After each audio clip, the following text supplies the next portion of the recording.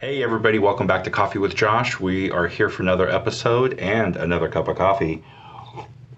Today we're going to be talking about secondary traumatic stress, compassion fatigue, vicarious trauma, burnout. A lot of different terms. Some of them mean different things to others, but really, that secondary trauma can kind of be an umbrella for all the different terms of how we might be impacted by the experiences of others. I often kind of compare it to like secondhand smoke. So someone else experienced the trauma.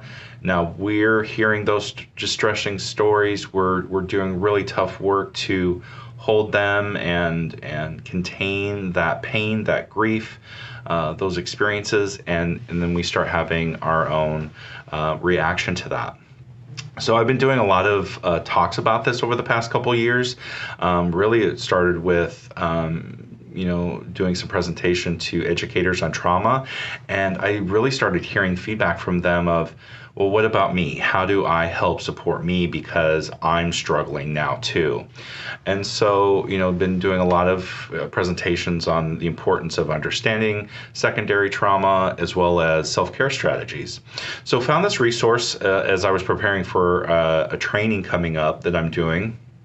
It's from the National Child Traumatic Stress Network, and it's secondary trauma competencies for supervision. And it's not just for clinicians; it can be for a variety of people who supervise others who may be experiencing secondary trauma. So the first competency, if you will, is just knowing the signs. What is secondary trauma? What is compassion fatigue, vicarious trauma, burnout? What is it? What are the signs? And just bringing an awareness of what it is, the importance of what it is. It really does need to be seen as an occupational hazard, and being considered just as important as things like bloodborne pathogens and CPR trainings, that we're talking about secondary trauma and the impact on our staff.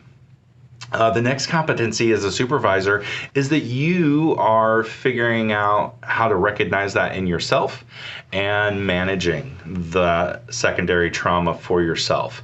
If you're not taking care of yourself, you're not going to be at your best to take care of others. So ensuring that you're, taking that awareness of what secondary trauma is and learning how to apply it to yourself. One great message that I heard long ago on social media, of course, was, we always talk about, don't give from an empty cup, don't give from an empty cup. And I heard the message, the person in the video was like, don't even give from your cup. Give yourself so much care and self-care that your cup is overflowing so that you can give from your saucer, which I think is really a beautiful message for us to consider. The next one is then, how do you support others? So you're getting yourself taken care of. Now, how do you help your supervisees? How do you help the people on your team